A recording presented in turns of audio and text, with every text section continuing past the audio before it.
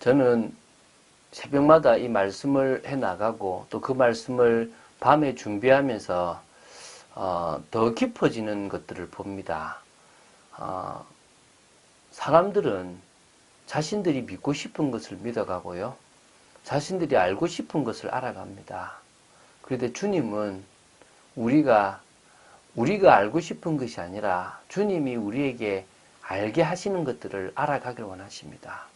여러분들은 진짜 믿음의 사람들로 서시기 바랍니다. 문제 해결함 받고 싶고 병 낫고 싶고 또 여러 가지 성공의 자리에 가고 싶겠죠.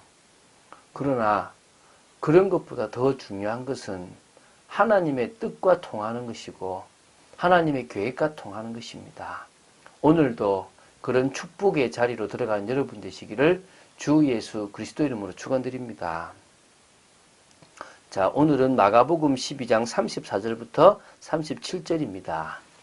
자, 이 본문은 우리 어제 보았던 마가복음 12장 28절부터 33절에 나오는 한 서기관과 예수님과의 대화에서 이어지는 부분입니다. 그래서 오늘 보는 34절에는 예수님께서 그 서기관에 대해서 평하시는 부분들이 나옵니다. 사실은 좀 인정하시는 부분들이 나오거든요. 그것과 더불어 서기관들이 이제 예수님에 대해서, 그러니까 메시아에 대해서, 그리스도에 대해서 알고 있는 부분들을 다시 한번 일깨워 줍니다. 틀린 말이 아니라 그 진짜 의미를 좀 더 심어주는, 어떻게 보면 기독론에 해당되는 중요한 부분을 지금 설명하고 있거든요.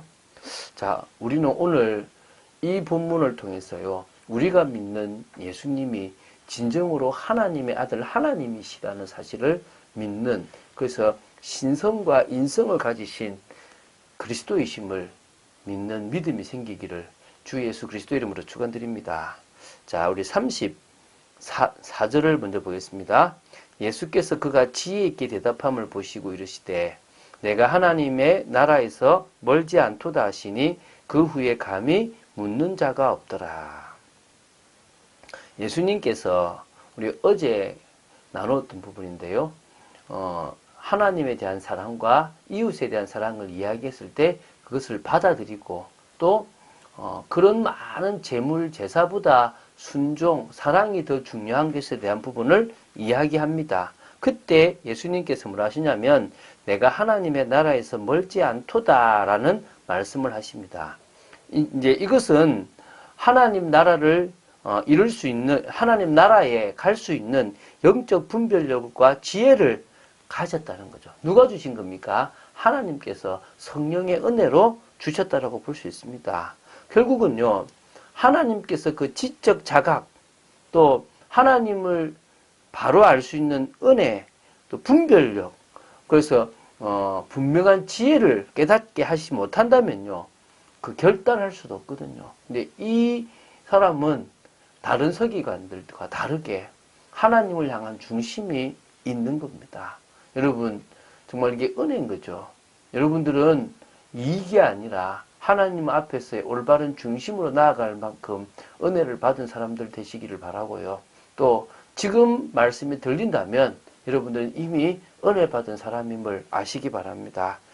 자, 지금까지 많은 사람들이 논쟁들을 다 지켜봤습니다. 그런데요, 여기 보면요, 그 후에 감히 묻는 자가 없다라는 표현이 무슨 말이냐면요, 예수님의 말씀을 들은 후에 이제는 아무도 더 이상 예수님과 논쟁을 벌일 엄두조차도 내지 못했다는 말입니다. 뭐 납세에 대한 거, 부활에 대한 거, 또 첫째가는 계명에 대한 거, 이런 여러 논쟁들을요, 예수님은요 아주 명쾌하게 가르치시고 말씀하셨습니다. 전혀 새로운 차원에서 율법에 대한 해석이 나왔고요. 또 가르침을 주셨기 때문에요, 유대 종교 지도자들이 했던 그 권위와 다른 권위를 보여주셨습니다. 그래서요, 이럴 때 이제 이 예수님 앞에서 그들은 더 이상 질문할 수가 없겠구나를 깨닫게 되었다는 거죠. 그 말은 많은 사람들이 예수님의 말씀을 참된 진리로 받아들이기 시작했다는 부분도 있다고 보시면 되겠죠. 그죠? 자, 35절을 제가 보겠습니다. 예수께서 성전에서 가르치실세 대답하여 이르시되 어찌하여 서기관들이 그리스도를 다윗의 자손이라 하느냐. 자, 이제 예수님이 질문을 합니다. 근데 성전에서 이제 가르치십니다. 가르치는데 이제 와서 시비를 못 걸겠죠. 왜? 너무나 가르침이 분명하니까 못하는 중에 이제는 오히려 예수님이 질문을 합니다. 어찌하여 서기관들이 그리스도를 다윗의 자손이라고 하느냐라고 묻습니다. 자, 이것은요, 당신 예수님께서 그리스도이시고 또 그리스도는 어떤 존재인가에 대한 정체성을 드러내고 있는 부분이거든요. 자, 서기관들이 바로 이제 메시아 그리스도가 다윗의 자손으로 온다는 예언을요, 피상적으로만 알고 있지. 그래서 다윗의 자손 이런 이야기들을 했지. 그 메시아가 어떤 분인지를 정확하게는 사실은 알지 못합니다. 영적 통찰력이 그대에게는 없거든요. 그래서 지금 예수님께서는 다윗의 자손이라는 인간적인 계보에 들어가 있기도 하지만 사실은 하나님의 아들이라는 신적 계보를 깨닫지 못한 거죠. 그래서 지금 이 질문을 지금 했거든요. 그럼 한번 봅시다. 36절에 이제 예수님이 한 예를 듭니다.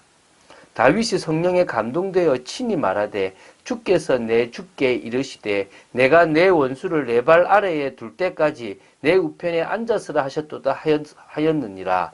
다윗이 그리스도를 주라 하였은즉 어찌 그의 자손이 되겠느냐 하시니 많은 사람들이 즐겁게 듣더라. 지금 다윗이 성령에 감동되어 친히 쓴 시를 하나 끄집어냅니다. 그 시가 어디냐면요, 시편 110편 1절의 말씀인데요. 이 다윗은요, 이 성령 충만 속에서 천국에서, 다시 말하면 하나님 나라에서 성부 하나님과 성자 하나님 간의 대화를 들었던 것을 기록했거든요. 여기서 지금요, 제가 보면요, 이게 나오잖아요. 그러니까 주께서 내 주께, 앞에 주라는 것은 성부를 성부 하나님이고요. 뒤에 내 주께라는 것은 성자 하나님을 말씀하십니다.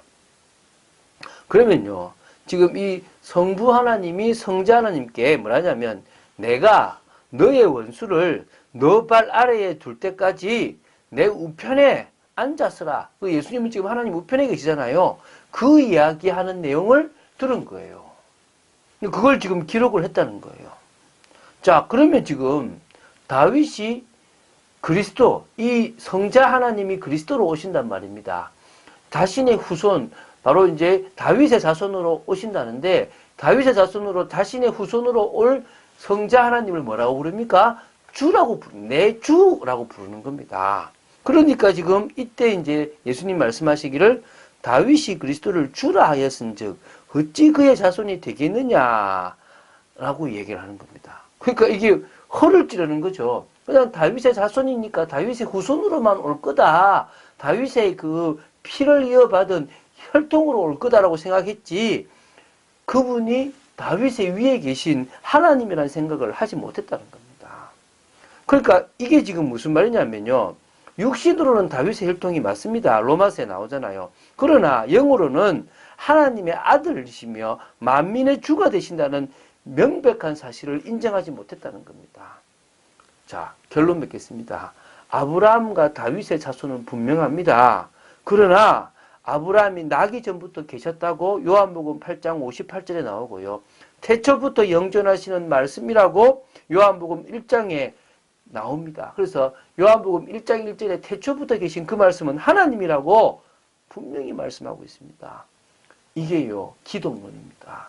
예수님은 인간 아담의 후손으로 오신 예수님이 아니고 원래 성자 하나님이셨는데 우리를 위하여 인간의 몸을 입고 오신 다윗의 후손, 아브라함과 다윗의 혈통으로 오신 분이라는 것을 강조하고 있는 것입니다. 이 말을 듣는 순간에요, 백성들은 즐거워했지만요, 유대 종교 지도자들은요, 더 불안할 수밖에 없는 거죠. 자, 우리가 복음을 안다는 것은 너무나 중요한 겁니다. 이 복음의 말씀이 생명의 말씀이기 때문에 그 말씀을 듣고 알고 알아갈수록 우리는요 자유하고 우리는 참으로 온전한 거룩의 삶, 성령의 역사 속으로 들어가는 삶을 살아갈 수 있습니다. 그리고 이제 더 이상 세상 속에서 몸부림치지 않고 하나님의 말씀을 믿고 입을 크게 여는, 왜? 하나님이 채우실 것이니까 우리는요 구원받은 하나님의 자녀입니다. 하나님이 구원만 주신 게 아니라 구원 안에 있는 구원의 축복까지 주셨습니다. 구원은 나와 상관없이 하나님의 은혜로 받는 거지만 구원의 축복은 우리가 믿음으로 도전하고 말씀 따라 갈 때 누릴 수 있거든요. 우리의 이익이 아니라 주님이 원하시는 삶을 살아갈 때요, 하나님의 나라를 이룰 때 그 구원의 축복은 사실적으로 누려지는 겁니다. 우리 참빛교회 성도가요, 올 한 해 입을 크게 열면서 구원의 축복을 누리고 하나님의 역사를 기대한다면 진정으로 우리와 상관없이 해나가실 하나님의 역사를 보게 될 줄로 믿습니다. 하나님은 중심을 보심을 깨닫습니다.